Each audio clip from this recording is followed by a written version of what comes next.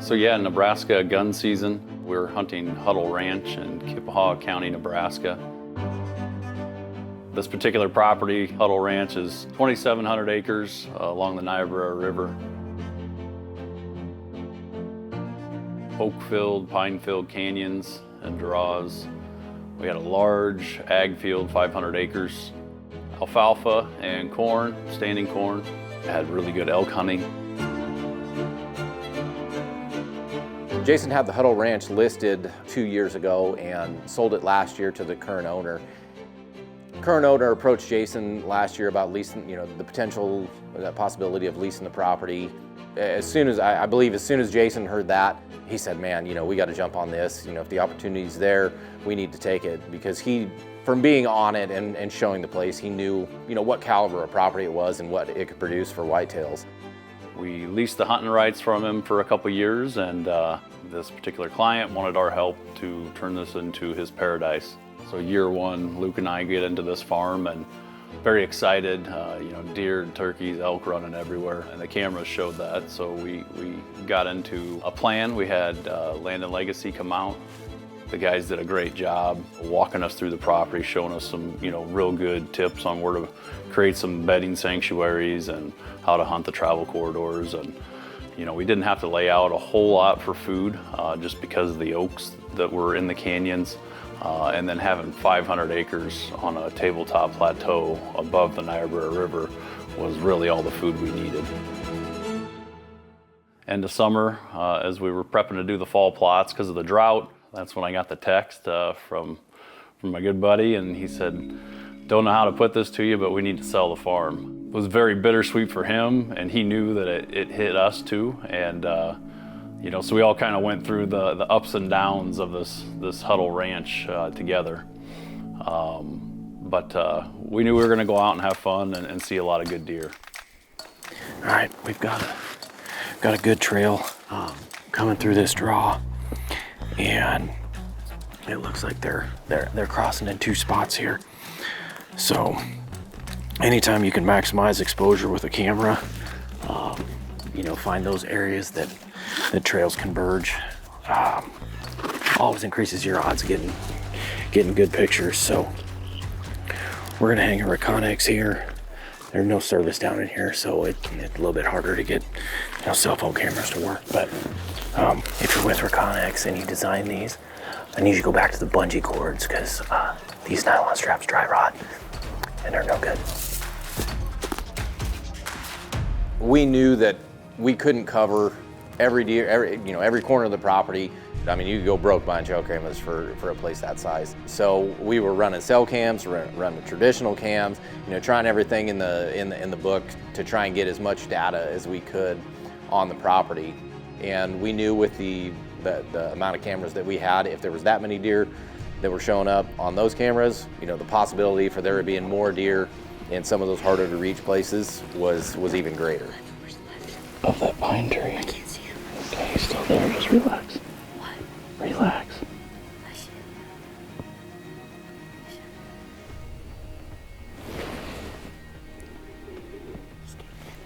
Hold on, you're okay. You gotta aim at the top of his back. Are you on him, Dalton? Let him stop. Top of his back. Yep.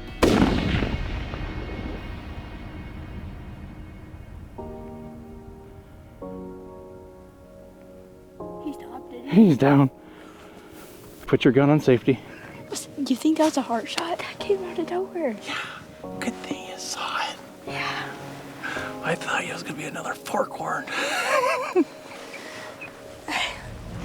Just because I say there's a deer doesn't mean it's going to be small.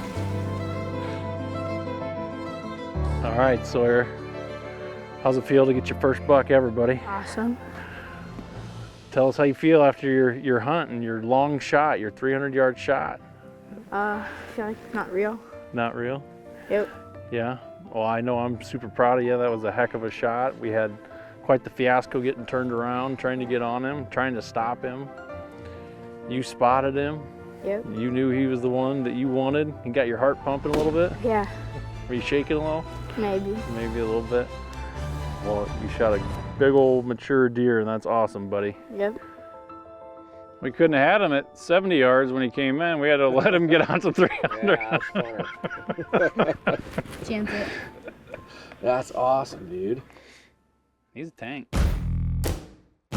Sawyer had shot that deer, man. You know, we're high-fiving and celebrating. The energy's high. So we're making a plan. You know, do we go after the big 9 that we saw that morning, or do we take the chance and you know, hopefully have that other deer down in that draw that Jason had spotted with Sawyer, go hunt for that deer? The 2 blinds that we sat in opening morning was our choice. You know, which one do we go to? Do we go east or west? We know that big 9's in there. He was in there that morning. You know, if he locked down a doe in there, he's gonna be in there the next morning. If you hunt the other blind, if that big deer that was down in that draw that Jason saw, if he comes up and out looking for more does, he's gonna have to run right by there.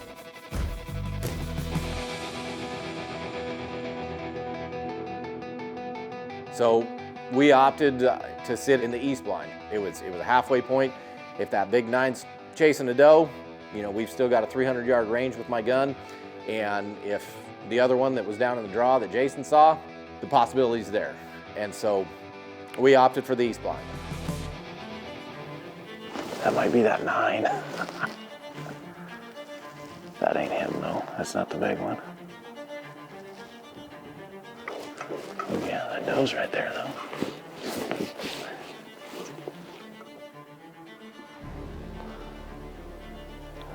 All right, it's the second day of rifle season here in Nebraska.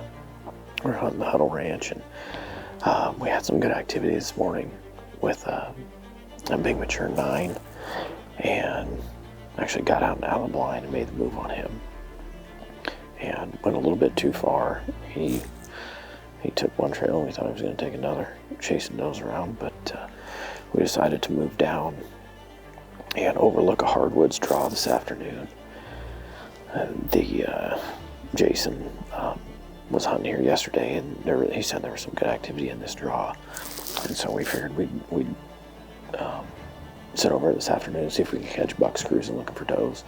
And as soon as we got in here, we saw a big 8 with stickers. I guess one sticker off his G2 on the left side, and couldn't get a shot. He was moving through the timber pretty quick. And yeah, a couple minutes later, heard the neighbor shoot. So hopefully they had some success. But there's been quite a bit of activity since then. Lots of does. Seems to be the area for them to bed. They've been kind of milling around in here all afternoon. Spike running through. There was a little 4x4 chasing a doe and just ringing. She was ringing him around a bush, just continuing doing circles, trying to lose him. And there goes a doe, bottom of that hill.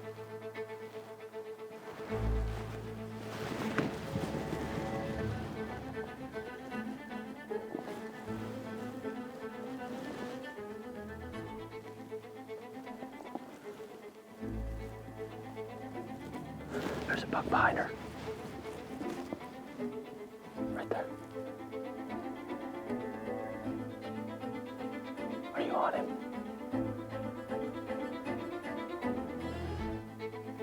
I'm on him. Oh, yeah. I'm on him. Map.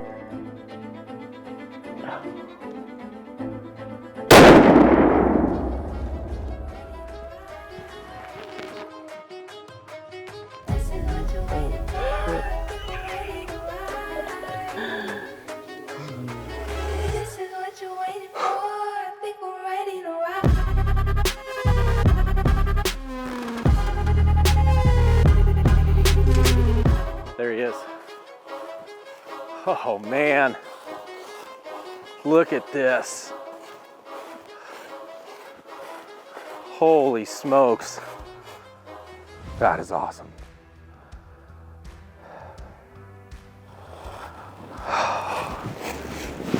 This is day 2 of gun season. We hunted yesterday morning and passed one that we thought we were gonna eat crow on, which by we, I mean me. thought we were gonna get crow on. We saw him this morning, but we knew this guy was over here in this draw, so we moved over here this afternoon. Saw another big four that we couldn't get a shot on, and we knew they were in here. Big hardwood oak draw down in the bottom, and so we set up on it this afternoon, and they had a doe come run through, and this guy following her.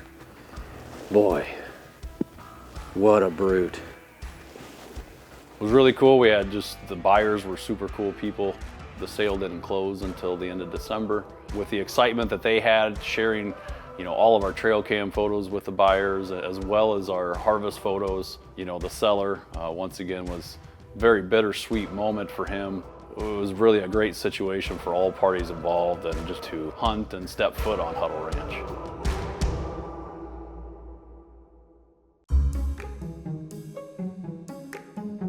So we decided to hunt the home place after Sawyer was done and Luke was done. We wanted to give Huddle a rest. We were thinking about taking my boy Easton out there for black powder season. So we were just gonna give it a rest. And so I had the great opportunity to hunt South Dakota, Gregory County, also on a very good buddy and client's farm that I helped him find a couple years ago. So this particular farm we're off the Missouri River breaks. The breaks come off and we're hunting the upper portion, and cedar tree filled canyons, a few oaks scattered throughout, and then up into the ag areas of Gregory County. So we had a lot of edge to hunt. The crop fields were just loaded with deer every night, and the rut was winding down there, so got a lot of good looks at a lot of really neat deer. Last night, a lot of the deer were coming out up here along the neighbor's edge, coming out of this draw system, river break system, heads down the Missouri River. So we're pulling from a lot of cover up to these ag fields here. You can see along the whole fringe. Can't tell what it is. It's a good one. Oh, it's a split brow. No, wait, it's the 8. I think this is the 8 that curves out.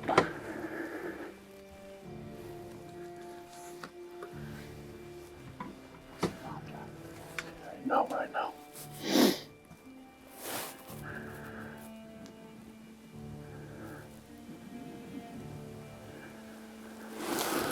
I think that's him.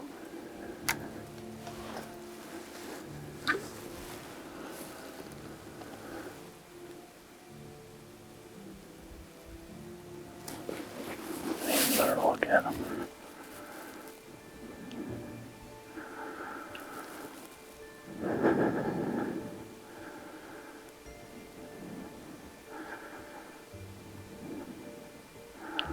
There you are. I think that's him.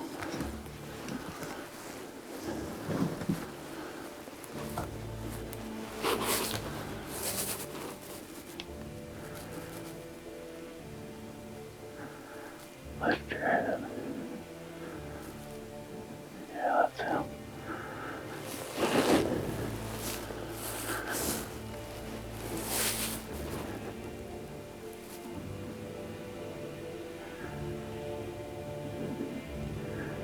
You on him?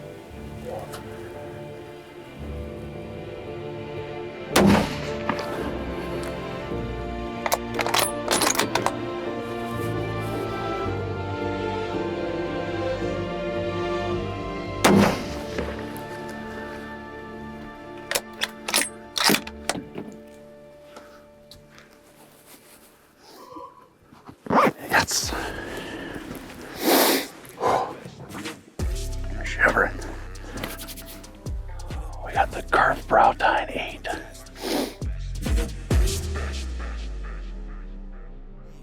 Super pumped about this. Mature, heavy, big bodied, curved brow 8. So fortunate and blessed to be able to hunt. This property was just an amazing hunt tonight. The deer were crawling all over the fields. This guy stepped out right where we needed him to. taking his time. Just absolutely amazing. I'm so excited. Gregory County, South Dakota, just unreal. I just so blessed, so very blessed. Just incredible. Very happy, very fortunate. Just like any farm, especially these ones that we were able to hunt this year, having land and owning that land and being in control of how you lay it out, the amount of pressure you allow on it, just speaks volumes to the efficiency of it. So we were blessed to hunt 2 quality farms this year, and the South Dakota farm was no exception. Thank you, brother. Appreciate it, man. Appreciate it, man. Yeah. See you, buddy. Yeah. South Dakota is so well known for its upland bird hunting, and for good reason. It's some of the best pheasant hunting in the country. But there is also really, really good deer hunting in South Dakota. For example, we know from our 2024 deer report that across the Midwest, about 29 out of every 100 deer hunters shoots a buck annually. Taking a look at South Dakota, it's about 48 out of 100. So it's far higher success rate in a land of gorgeous beauty, big deer, and abundant birds to boot. Nebraska is home to some giant whitetails. The reason for that is the state does a really good job moving bucks into the older age classes. So for example, across the state, less than a quarter of all of the bucks killed are 1.5 years old. And in fact, year in and year out, nearly 40% of all of the bucks that they kill in Nebraska are at least 3.5 years old. But that preponderance of bucks into those older age classes allows those deer to express more of their body growth and certainly more of their antler growth potential.